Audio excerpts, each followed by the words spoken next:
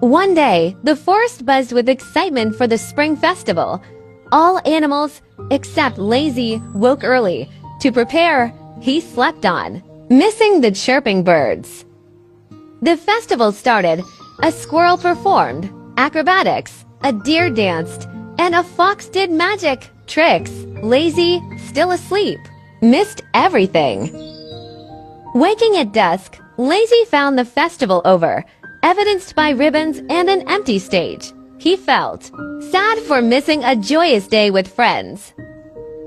Under a tree, Lazy tearfully reflected on his missed opportunity. A wise owl, seeing him, shared some wisdom. Every day is precious. Once it's gone, it won't come back. Cherish your time and enjoy life with friends.